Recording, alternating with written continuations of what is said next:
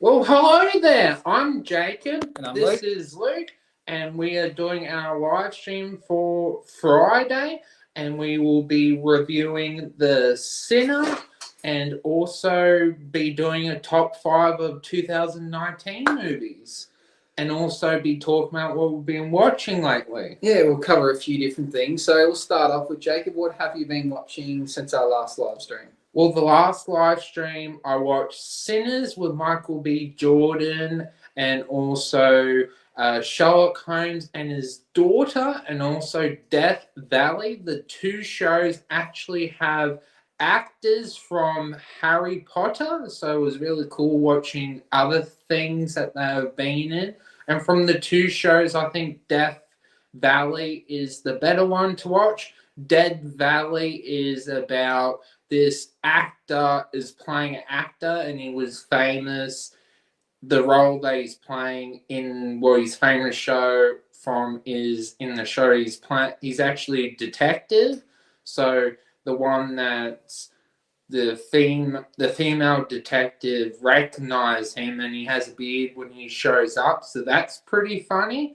And then Sherlock Holmes and his daughter is obviously another Sherlock Holmes show, and instead of Watson being in it, it's his daughter. So, yes, very interesting. The game's afoot at the moment. Okay, wow, there's a lot of Sherlock Holmes content. I don't know if I've seen anything Sherlock Holmes. Like not even the. Is there a movie with Robert Downey Jr. in it? There's and Jude Law. Yeah, Jude Law. Is he in that same movie or Yes. Okay, He's Watson. Yeah, okay. I've never seen anything really Sherlock Holmes.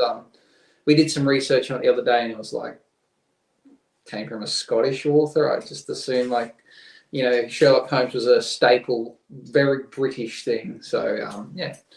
So what have I been watching? I watched a show called Stick, which is a new Apple TV show with Owen Wilson. I'll probably talk about that a bit more later when we get to the TV discussions. I got a few things. I know Jacob's got some questions that he wants to ask me about the show. Seen an episode here or there of Schitt's Creek that my wife's been watching it, and it seems okay. I don't know the whole hype about it, why it won so many awards, but it was okay, not extremely funny. Been watching Righteous Gemstones, the final season, getting into that. Movie-wise, last movie I saw was...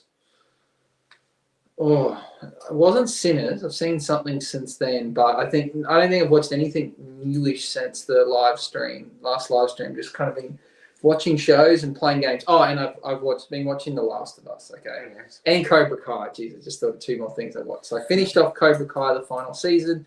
I caught up with The Last of Us, and I'm trying to finish off The Righteous Gemstones. So quite a few shows that are. It's the final season of it, so I'm going to conclude a few shows, not just finish some seasons. So that is what I've been watching. Do you want to move into the TV or the movie section first, Jake? I guess the TV show section, because I'm interested to hear about Stick. Okay, so Stick is, as I mentioned, new Apple TV show. They've been teasing it for a while on my news feed because I'm a big golfer, so it's been all the news about golf when it was coming out, what the show is going to be about. It was revealed a couple of months ago that Owen Wilson's character, we knew he was a washed up or never has been golfer or someone that heaps potential but didn't live up to it. And it was thought this show was going to be a redemption arc where he was going to make a miraculous comeback. But it got then revealed that no, he was going to be the mentor for a new up-and-coming kid, which sounded promising, but I kind of liked the idea of the redemption arc of himself opposed to someone else. But that's where they went. So first 3 episodes of the show came out. My initial take on it is, as a show, it's entertaining, it's funny. It has pulls on your emotional heartstrings at different parts. You can see where it's going, though. There's a few predictabilities in terms of love interest in the show. In terms of the golf, extremely unrealistic. As a golfer, this kid can do things that no one can do. So not even Tiger Woods? No, it's a bit too far-fetched in terms of what he can do. the fact that he's hadn't played in a long time or 4 years or so and kind of just naturally is good again is a bit silly. I guess it's a kind of a theme with golf shows and movies that they tend to be unrealistically good. I would have liked this show to go down the route of maybe this kid come from the slums, never got to play golf properly, just kind of hit balls or snuck onto golf courses. Owen Wilson's character kind of coaches him and then eventually gets to stardom. I would have liked that direction better, but instead it's, oh, he was a child prodigy, his dad ran away or something happened to his dad that haven't fully revealed. And then he gave up golf, and then Owen Wilson just gave him a bit of a nudge, and it was enough to convince him, like, oh, you know what, I will come back to golf, and I'm extremely good without even like really trying, which is, you know, I think it's a bit far-fetched. He also shoots scores that are not possible. He wins this tournament where he is 6 over after 9 holes. He gets a 1-shot penalty for being late, which is also not a thing. So he's then 7 over, and then he proceeds to shoot 9 under on the back 9, which would mean that he birdied every hole. You do see him not only hole out a shot from the bunker in one scene, the final shot that wins it, he puts it in the hole from the middle of the fairway, which is also really, it's possible but unlikely to have happened, and that's what wins the tournament. So yeah, I think that's a bit silly. The kid's just kind of good without even trying, and he has to be convinced that, you know what, you've got all this talent, you could be the next big thing, but he doesn't want to, which is silly, because if you were that good, the amount of money that's available in golf, you would pursue it. It's outrageous to think otherwise.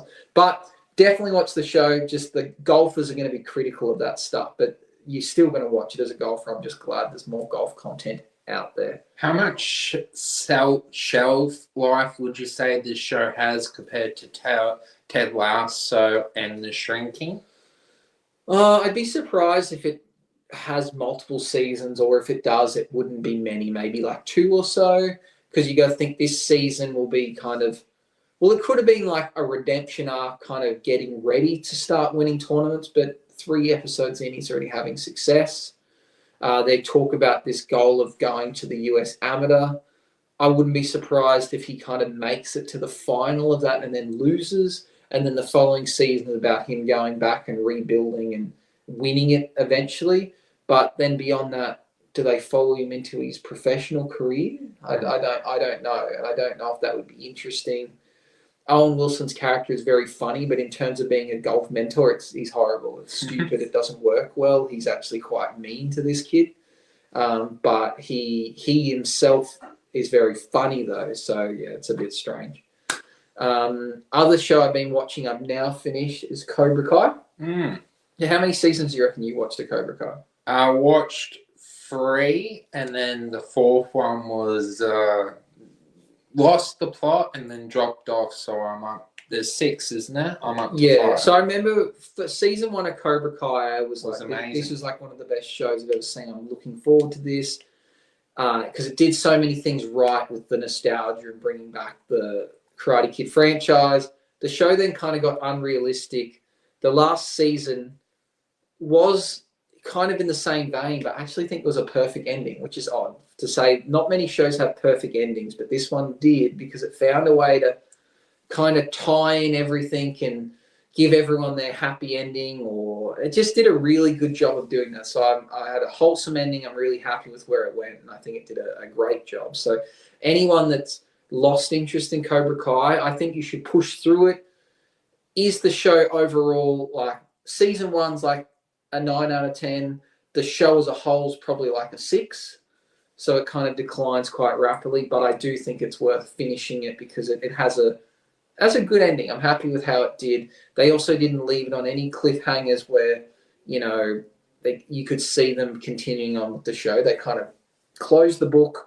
They could make more. It's not like everyone died. It's just kind of everyone's gone off on their own journey. Everyone got a happy ending, and you just don't see there to be any need, opposed to, like, you know, someone crawls out of the ashes of a burning building and you're like, oh, it's going to continue on. Or, you know, like a new person shows up at the end. They didn't plant any seeds in that way. I think they kind of ended it. I think the Karate Kid movie that's just came out kind of I haven't seen it, but to me, kind of confirms this idea that they've moved beyond the show. The fact that LaRusso is in that, so I think that's their way of continuing him on in the series. So, yeah. What do you want to talk any more in depth about the shows you've been watching? Yes. So the crimes and the banter between the two characters in Death Valley is very good. It's definitely very entertaining because as an actor he talks about the mindset. It's not about the items, it's about the person's psyche and working out the motives and stuff like that. So I would highly recommend watching Death Valley if you can. I would probably give it like a 9 out of 10. It's definitely worth giving a watch. It's funny, it's quirky. The cases are not too out there, but they're definitely worth watching. Sherlock Holmes and his daughter, it's okay, but it feels like it's been there, done that. The only unique thing about it is that his daughter's there, but I kind of prefer Watson than his daughter. So if you want to watch a show, and this trend has happened quite a lot when someone with unique skills actually is better than the detective. What's happened quite a lot, like The Mentalist. It's a trend that's happened quite a lot. So Death Valley, if you like that sort of thing, definitely worth watching. Yeah, the shows that come to mind that I like that is Elizabeth is another show that I don't know if you've seen that. It's a similar vein. She's not a cop, but she's like a detective that can solve things. Poker Face can be another kind of example of a show where someone that's not a detective has unique skills. Whilst we're still in the TV streaming section, I mentioned we've been talking about golf. The trailer for Happy Gilmore 2 is now out. Happy Gilmore is one of my favorite movies of all time. Not necessarily because it's amazing. It's just very funny, very quotable. It's just a movie that I've seen maybe the most. I don't know if there's any movie I've seen more than Happy Gilmore. So they announced they were going to make a second one, which I thought was a bit silly. What's the point? There's been lots vague details about what's happening. All we know is there's lots and lots of cameos, and lots of professional golfers are going to be in it. And now we've finally got a trailer which kind of reveals a lot more about it. I think this is going to bring a lot of subscribers to Netflix, even if it's just a temporary basis, just to see it. Adam Sandler kind of moves the needle. When he brings out a big project, people want to see it. So whether this is a movie that needed to be made is another story, but it's still a movie I think a lot of people are excited to see, because even if it's bad, I don't know, Adam Sandler's like one of those actors that can kind of get away with things being bad because you can just go, well, it's quirky, that's what he does. So let's get into the trailer. I've seen it once, I want to see it again, and I want to see what Jacob's thoughts are on it. Indeed. My name is Happy Gilmore. Indeed. 30 years ago, I decided to give golf a try. Wow, it's been that long. When you're at the top of your game. Just... Sucks. There's a lot of cast members from SNL in this. And that's his actual daughter. She's in everything. That's terrible math, Johnny. It's 300 grand. I wouldn't even know where to start. Let's get a happy phone real quick. Come on, gotta do it, Dad. Nope. Is it gonna work? Oh. Oh, it's not a joke. It's breaking in yet another caddy who just met. All right, but you bring those always come. All right, that's it. They got a strap if you want to use a strap. Happy Gilmore didn't have things flowing on the first boat. Oh, there.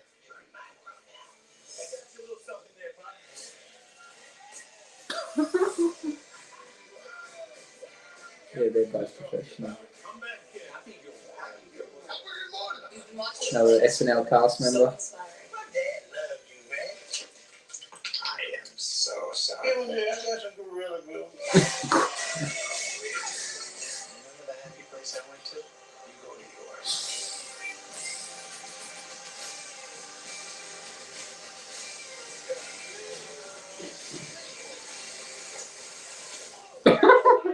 Hello. You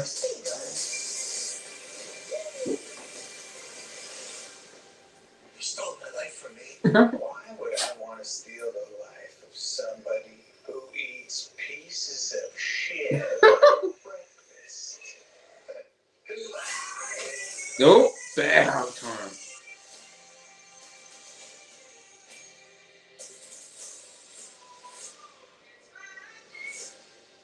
Okay, what do you think? It looks funny, but I don't know if it will be as good as the first one. Yeah, I think it's going to be very funny. I think there will be a lot of like plot hole twists, but so is the first one. He literally picks up a golf club and goes on to win the major championship on the that's outrageous. So I think it's going to be that. From what I can gather, for some reason he has no money left, so I don't know why that is, and maybe he's divorced from his wife, but his daughter wants to go to ballet school and it's going to cost an arm and a leg, and he needs to get back into golf to try and make her money. I don't know how they're going to pull that off, or what the story is, why he would not be rich anymore, or did he just not have any success on the tour after winning a few tournaments? But yeah, it had so many cameos of professional golfers in there. I'm kind of annoyed that one of the cameos it gave away. So in the original movie, you know, he has the caddy, the blonde kid with the pale skin and the scraggly hair. So there's a professional golfer called Will Zalatoris, and he looks like him. So people always make the joke that he's Happy Gilmore's caddy. And in the first movie, he kind of shakes his caddy on the ground, and you can see him doing that to the professional golfer. So they gave. I think that would have been it's something people was hoping was going to be in there, and they gave it away in the trailer, which I think is annoying. I think they should have saved it, and it could have been a little cameo in there. So that annoyed me a little bit. But I think it's going to be funny. Do you think you'll watch it? Most likely, yes. I think it'll be an easy watch. The fact that the director is Adam Newacek, who's from the show Workaholics, I like, and he directs What We Do in the Shadows. Like, pretty good director. I have faith that his comedy style will be pretty good. So July 25, so I got a while to wait for that. Anything more you want to add to the trailer? What's your anticipation level? Maybe like a 5. Like, I think it'll be funny, but I don't think it'll hit the same because it's been 30 years. So you could argue, are they just doing it to make money, or are they doing it to, So I'm not that excited, but I do. I laugh to the trailer, so I do think it'll be funny. Oh, they're definitely doing it to make money. Adam Sandler, obviously, he has a commitment to Netflix to keep bringing out movies. Yeah. I think he's kind of doing the service to the people because people have been asking for a second one. So, I think whether or not it's going to be as good as the first one, I think there's no chance it won't be as good as the first one. But it's one of those movies I think people want to see made, and if it's no good, well, so be it. We took our chances. We got to see what it could be like. So I'm looking forward to it. Do I think it'll be amazing? No. Will I laugh? Yes. How much am I looking forward to it? It's 10. Like, my anticipation is 10 out of 10. So can't wait for that to come out. What do you want to do first? Do you want to go the top 5, or we go TV movies and then we review Sinners? Probably top 5. Okay, so top 5 of 2019. Yeah. What made you pick 2019? Just thought it's not too far out from 2025, and also a lot of good movies came out that year. It was a big year for movies. It was interesting going back to the list and seeing a lot of movies I thought came out way before that were in there. So let's get into the list. Do you want me to go first, or you go first? You can go first. Okay, so number 5, I've got Zombieland and Double Tap. So the sequel to Zombieland. Zombieland is it has a bit of a cult following. It's a bit niche. It's a comedy zombie flick. Has Woody Harrelson in it. It has Jesse Eisenberg, and it's got a lot of famous actors in it. And then notoriously they have Bill Murray in it. So Yes. So that's kind of like one of the big cameos they always have they've had in Zombie Land. I find it a very fun, enjoyable zombie film. I think they do zombies well in this movie too. Nothing stupid and unrealistic. It's what I imagine zombies would be like. So I'm a big fan of the Zombie Land franchise. Whether there'll be more, I'm not sure, but I thoroughly enjoyed it. That was my fifth favorite movie of the year. Good choice. My number 5 for 2019 is Once Upon a Time in Hollywood, and this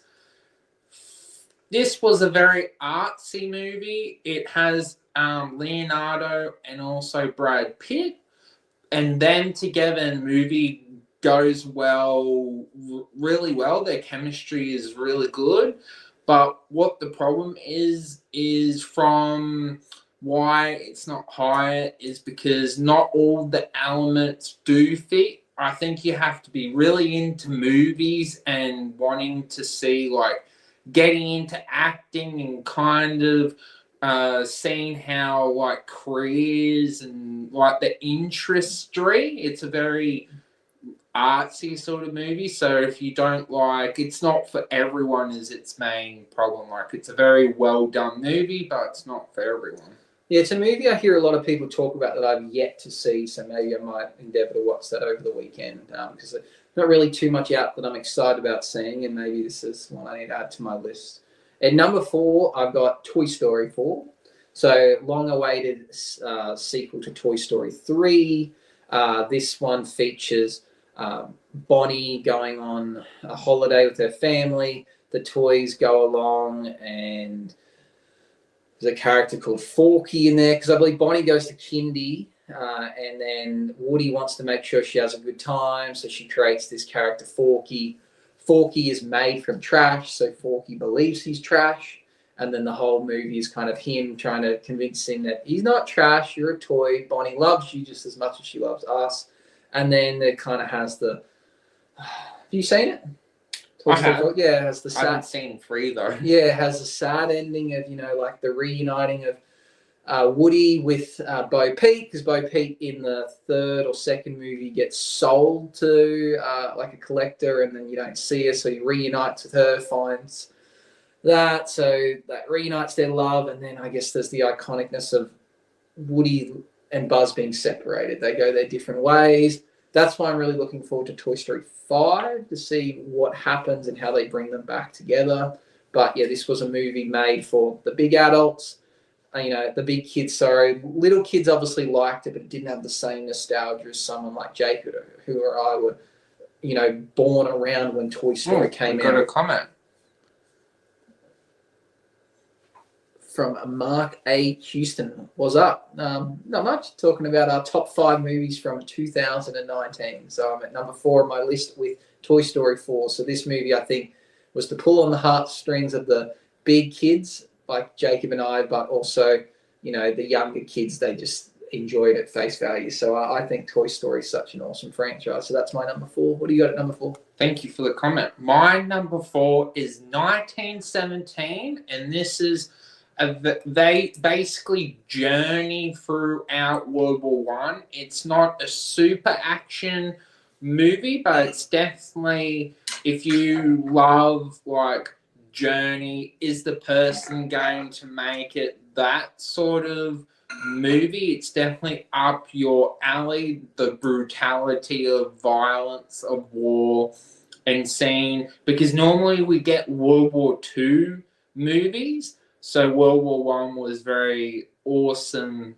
for seeing a different side, because we normally get World War II movies. So it's awesome getting a World War One movie. Is this the one? Did it have like Austin Butler in it, or it had like Harry Styles or something? Thank you. 1970. There was some. Yeah, for some. It's not the one that had Harry Styles in it. It did. It did. This is okay. Yeah, I thought that was the same. Those that watch the channel would know that I don't watch a lot of war movies like Jacob does, so they all kind of blend in the same with me. Okay, so me at number 3, I've got a movie called 5 Feet Apart. Did you happen to see this one? No. Okay, so this movie was about a group of teenagers that had a disease in their lungs. I should have looked up the name of it, but basically, if they get a flu or anything like that in their lungs, they can get extremely sick. So they spend a lot of time in hospital, and they kind of wait to one day be able to get, I think it's a lung transplant they need. This has in it so there's the Colin Sprouse and Dylan Sprouse. They're from Sweet Life of Zack and Cody, and one of them is in. I think it's this one. He's in that show with Riversdale. So it's about them. It's like he falls in love with these girl. They're both in the hospital, but they can't be near each other. They have to stay 5 feet apart. Oh yeah, I've seen this. Yeah, so then they have the stick to keep them apart, and I think it's a really well done movie, very emotional, sad. It kind of fittingly came out around the time of COVID, so the whole joke about being 5 feet apart was kind of like the social distancing thing with COVID. But yeah, I think it was one of the saddest movies I've seen, and I really, really enjoyed it. I found it. I just thought it was great. Yeah. Good choice. Yeah. What have you got at number 3? My number 3 is a movie called The Farewell, made by A24 Studios. And the concept of this movie, it's also a true story.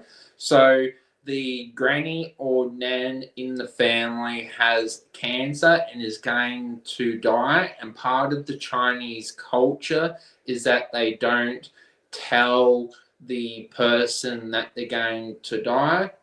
So Agafina is also in this movie, and she lives in America, and she believes differently. So it's more of a very hard emotional sort of movie to take in, and kind of what is the right path? Is it to tell the person that they're dying, or let them believe that they're okay? So it's a very emotional sort of movie. It is in English and Chinese, but I really love the emotional and asking that question. Does the person have the right to know or not know? And learning more about the Chinese culture. So yeah. Okay, so I feel like our 1 and 2 are going to be the same 2 movies, maybe in a different order. So for me, number 2 movie of 2019 was Avengers Endgame. Mm-hmm. So I thought this wrapped up the Infinity Stone saga. I thoroughly enjoyed the movie. It was one of the first movies I've been to where people stood up and clapped at the end of it. Cheers. It was got a lot of people excited about this film, and I really, really enjoyed it. The only reason I probably don't have it at number 1, I think the movie at 1's maybe a little bit better, but 2, this is it's a massive, massive team up movie. It's got an advantage over other films that are just one-offs. So I think it would almost be unfair to give it too high of a rating because of that. So what do you got at number 2? You're actually going to be surprised. Great minds think alike. My number 2 is actually Avengers Endgame, and that's because it's more because of part 1. I very much feel like Avengers Infinity War ended in such a perfect way. Basically, Avengers, it's still amazing for the moments in the cinema, but when it comes to the story, we basically get a new version of Thanos. Like, it's still a great movie, but basically for the plan to happen, they needed to come up with like a rat or mice was the reason why Thanos got defeated. So Avengers Infinity War felt like more of the superior movie. Avengers Endgame is still great, but it's not the better of the 2 movies. I personally prefer Infinity Wars, and that's why it can't be number 1. So after having a very different list from 3 to 5, we've gone the same. So I'm guessing at number 1 you've also got the Joker. Mm-hmm. So okay, so you tell me why the Joker is your favourite film. Well, for me, it's more to do with the performances, the style of movie it is. It's a very... Thank you. It's a very... Even though you could argue it's not about the Joker, I like showing that from what society does to someone, society caused someone to mentally break down so much that they had to take the persona of something and become the Joker. That's what makes the movie so powerful, and it shows that you don't need superpowers to be a great movie. And that's why, for me, I know there was a big debate from 2019. Oh, it's not a Joker movie. It's not that. From me, it's more a mental health movie and showing if you're pushed to your limits, this is what you can become. We shall not talk about number 2 because that ruins it, but number 1 is a 10 out of 10. It's a masterpiece. Yeah, I agree. It's maybe my favorite movie all time. I think that it kind of ticks a lot of boxes. If you forget that it's related to Batman, it's amazing. You know, it's a movie about a guy named Arthur who dresses as a clown as a job, gets pushed to his limits, and then goes psychotic. That itself is an amazing movie. But then you could tack on the fact that, is this the origin story to the Joker, which then adds more to it. So you can look at it from both ways. So as a independent film, it's a 10 out of 10. As a possible, origin story to the Joker, it's a 10 out of 10. So I'm happy with both ways it goes. I thought it was a great film. The acting was, top notch. It doesn't really get better than that. The movie was dark. It was gritty. I don't know if we'll see another movie like that. It was just so raw, So actually, you could feel the emotion of what it was like to go through and be bullied like he was, and almost cheer for the fact that he's a murderer, which is so odd to be, on the side of the killer and be like, yep, I can see where they came from. And then even to be like, oh, was he really a bad guy? Like, even when you watch the second film, even though it's not great, you're still like, I don't think he's a bad guy here. I think that, he was just got pushed to his limits. So, yeah, an amazing movie. So we've both given Joker number 1 for 2019.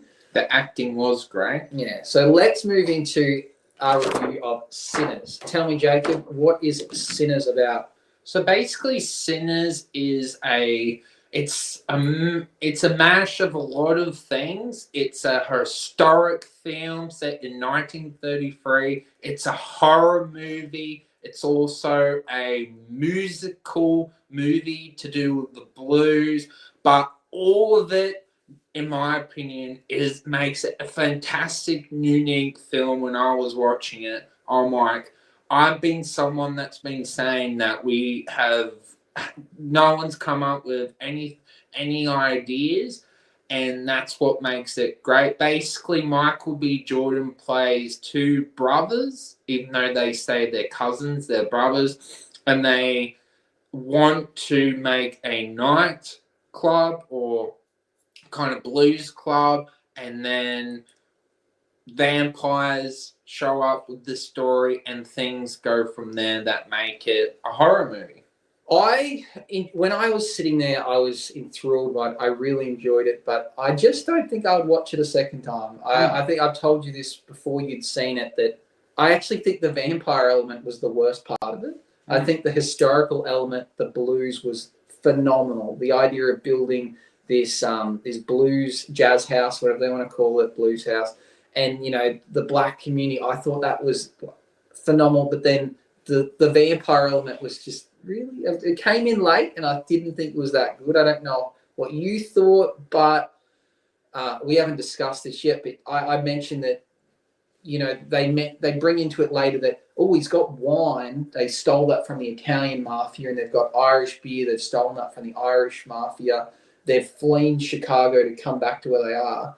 Do you think it would have been better if the movie was about the mafia coming after them instead of vampires, and then them having to deal with that? I think that would have been the safer route to take, and it might have been a better movie, but the route that they took I actually prefer, because it's more, I can't think of a movie that's a horror movie, a musical movie. So do you think the vampires should have came into it earlier? I feel like it was like they came in very late, and they're just like, yeah, we're coming after you, and then they kind of revealed that, we knew what the Klan was going to do to you, and we want to cleanse your soul, and blah, blah, blah. Like, did we need to see the vampires come into it earlier? Like, maybe someone get killed in the first scene, and you go, there's vampires about. Because I just felt like they came in really late. They should do a prequel about this. Yeah, I think that could be helpful, because I think the movie visually was so good. I love all the musical elements. The acting was phenomenal. I just thought the vampires were kind of like second fiddle. Like, I would have liked to maybe seen a bit more. It was like, oh no, they kind of went from being there's no way they could defeat them to like he kind of just did it. No, I don't know. Well, the sun was the element. Yeah, so I don't know. I think I overall it was great. I would still push anyone to go see it, but I don't see myself watching it a second time. But yeah, but watching that first hour and a half of them, going through the old school town and going through the cotton picking farm and going to the shops and the way they interact with it, I thought was so enthralling. Yeah. What do you think about the scene where he's playing music for the first time in the club and there's like hip hop artists and people doing breakdancing and all the tribal stuff? That was interesting, but they did say he was that good he could transfer into like timelines. Yeah, they mentioned that, and that's kind of why they said that the vampire wanted him because he was hoping that he could help him speak to his ancestors, but I don't think they played up on that enough or explained it. So, yeah, a bit of issues with it. Says shit was boring me. I went to sleep until the action happened. Yeah, so again, I liked it, but I'm amazed that it's rated so highly. Like, not that I don't think it deserved it. I thought it was going to be one of those movies that people just hated. But like the Substance of last year. Yeah, like sometimes. Well, that movie as well was really loved, and I thought that was odd. But I just had a feeling. There's some movies where you think it's going to be amazing, and somehow it's a flop, and then there's ones that look like a flop and they're loved. I had a feeling this was going to be one of those ones that flopped, but I think it's possibly to do with the historical element and the black cast. I think it's one of those things that people are probably a bit too afraid to criticize, or if they do, then you're like, well, you don't get it. So I reckon it's one of those ones that got a lot of high ratings because people just wanted to be respectful. Yeah, which isn't a bad thing, but I think that's maybe what happened there. Okay, let's get into reviewing it. So we've got our 10 categories, and we're going to give it a score out of 10 for each one, giving it a total score out of 100.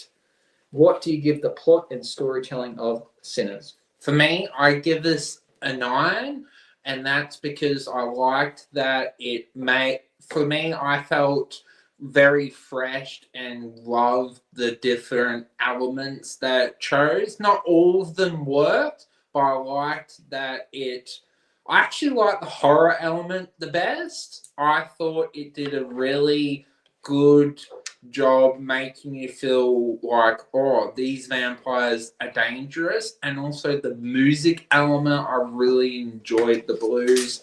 They could have added in the mafia, but we've had a lot of mafia movies, so I really enjoyed the plot. The reason why it doesn't get a perfect 10 is this movie's not going to appeal to everyone, and I do feel like even though I love that it went for different, it's not going to it's not going to work for everything. And yes, You remember when we first saw the trailer and we didn't know it was about vampires, and we thought like, oh, is the music making them go crazy, or is it like something in the water? And like that. Once you found out that it was vampires, it goes, oh, well, that makes sense. But it kind of took away from what's the point of the music then.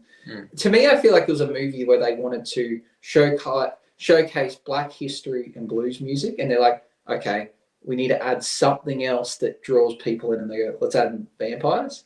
So, because to me, I thought the movie was about Black musical history. I thought that was the main element of it. Vampires were kind of like the B story.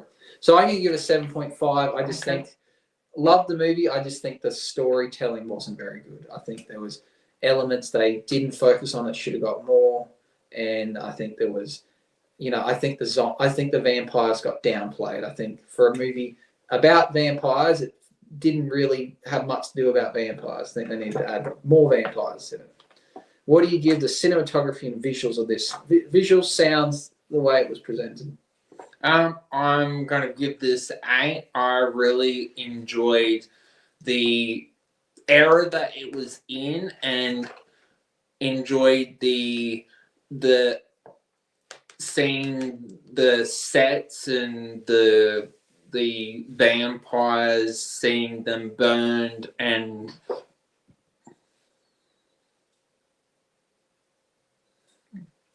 yeah, we regret that shit. Boring to me. How about showing the Asian people was around and the chocolate? I agree. I was going to mention that I thought that they showed the Native American people and they were like chasing the vampire and like, have you seen this person? If you do, don't let them in your house. And then like we don't visit them again. I think they missed a few things there. I agree with that. Very good point. Thank you. Thank you for the comment. Definitely enjoyed what era it was in. I actually would like them to dive deeper into the visuals and the aesthetic for a prequel. I think that would definitely make sense. Even could make it like see them battle in World War One or whichever war they would in. I think that would definitely be awesome to see, but overall very impressive. I've given it a 10 actually. I think this movie was visually stunning. I like the music element in it.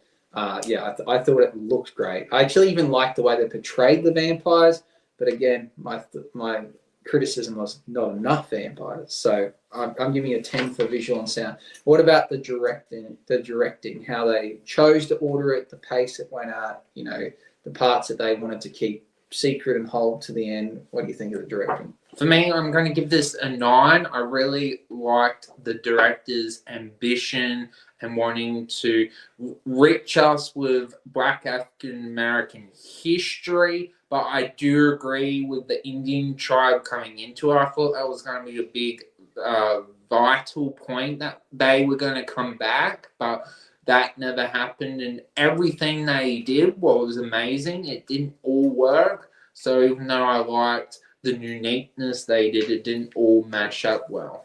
I'm giving it a 9. Also, I thought for a long movie it flowed.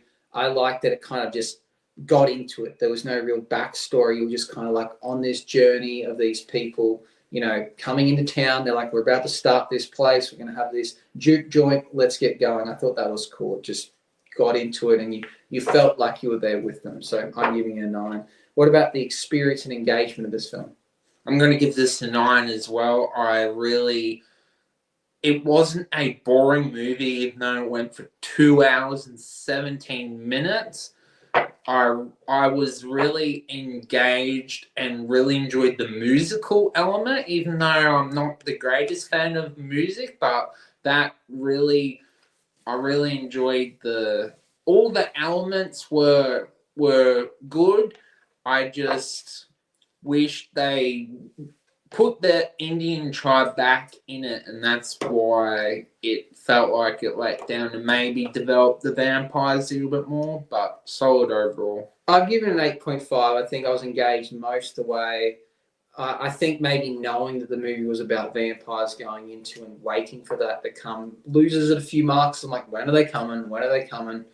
Where I don't know if someone went into the film not knowing about vampires, would have had a different experience. They go in there and like, oh, this movie's just about, these guys that are gangsters. And oh crap, suddenly vampires. Would that have changed things not knowing that was coming? But an 8.5. What about the point of difference, X factor, and creativity? You mentioned that it was nice to see them do something different for once in a film and mix elements that don't usually go together. So what do you give this out of 10? For me, this gets a 10. I really enjoyed that. This felt like a fresh movie and that I've been craving something new and have finally got it. And I know not all of the elements work, but I'm going to reward someone for giving a go. And this is the highest thing that I thought of. It's creative. I enjoyed most of everything that it did, and it was a blast to see everything cooked well. I'm going to give it an 8.5. I think that for me, the X factor was the actual being in the 1930s and the way they presented that.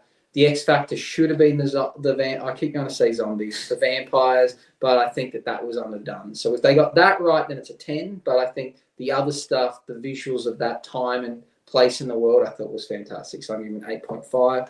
What about the satisfaction with the ending? I'm going to give this an 8.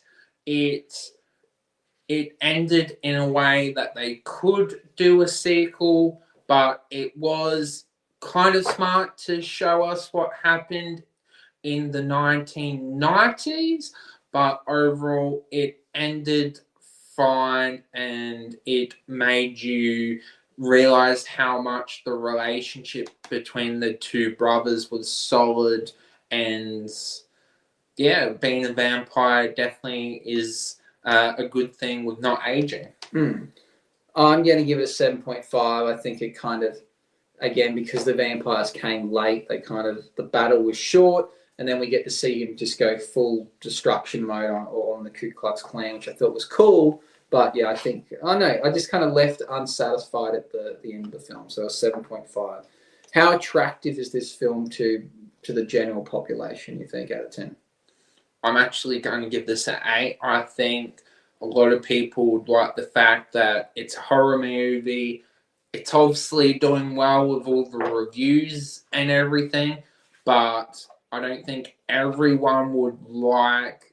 I think a lot of people would actually prefer how Luke is saying the movie should go, but overall, I think it would be quite appealing to a lot of people because of the history, the music element. It has a lot of elements going right for it, but not a lot of people would probably like it. Yes. I'm going to give it a 7. I think it's obviously done well at the box office, but I think internationally it's probably not going to do great outside of, African American, groups. I think here in Australia, I'm not sure the numbers it did, but I don't know too many people that went to see it. And then when the showing I went to, there was only me and the person I went with that went to see it. So I think, a long, lengthy movie about blues and vampires, I don't know. I think it's a hard sell. Doesn't mean it's not a good movie. I just think a lot of people might give it a miss. Okay, how was the performance and what the casting of this film? I'm going to give this 10. I thought Michael B. Jordan was. I couldn't imagine anyone else being cast in this movie. Everyone else did a really good job as well. The acting was solid and definitely was the highlight of this movie, and definitely made you feel believable, and definitely enjoyed their performances. I agree. I'm going to give it 10 as well. Michael B. Jordan was great, and Haley Steinfeld did a fantastic job. So good casting and really good acting by them. How recommendable is this to others? I'm going to give this a 7. I do think not everyone would enjoy it, but mostly everyone will. So I think Michael B. Jordan being in it helps, but it depends if you're in the mood to watch a long blues movie. So there's different elements. Yeah, I think for this, I'd be pushing it towards, my film buffs or artsy friends. I think the general person, it's hard to say, hey, watch this 3-hour film, and I don't know. I think what it's about, I don't think appeals to everyone. So for genre points, so we're going. I think horror's got to be its main category. So for a horror film, how well does it do?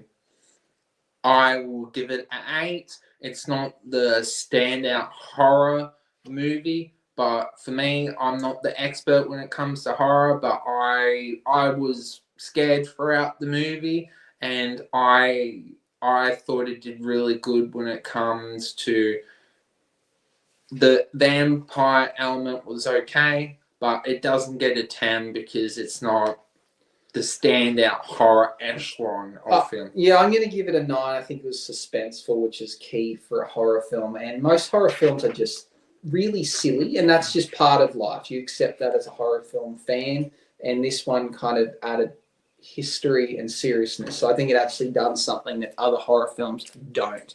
So I'm going to give it a 9. Let's tally up these scores. So for Jake, we've got a 9, an 8, a 9, a 9, a 10, an 8, an 8, a 10, 7, and an 8 for a total of 86. It's a very, very high score. To be honest, I thought this was a movie you wouldn't like. So Really? yeah, I don't know. I just thought you have a lot of nitpicks about it, and not being a horror fan, I thought maybe I have 2 nitpicks about it. Yeah, I didn't think it would be your thing. So I got 7.5, a 10, a 9, 8.5, 8.5, 7.5, 10, 2 10s.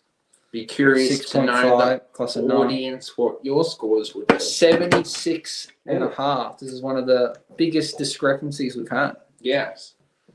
Okay, there we go. Here's the scores, folks. Okay. Final comments or nitpicks. Tell me what you got. My nitpicks is that I actually thought the Indian tribe were gonna be more in the movie, and then when we never saw them again, they obviously knew they were vampires and what happened. We never back in the story. I was like, when they left, I thought they were gonna something was gonna happen with that, and then Haley Steinfeld's character. She felt like that relationship kind of didn't really need to be in the movie. The only reason she was in there was so they could really bite her, so she could, do the deed, and then the vampires could bite it, so it didn't really, I don't know. I liked her performance, but as a character, she was kind of nothing.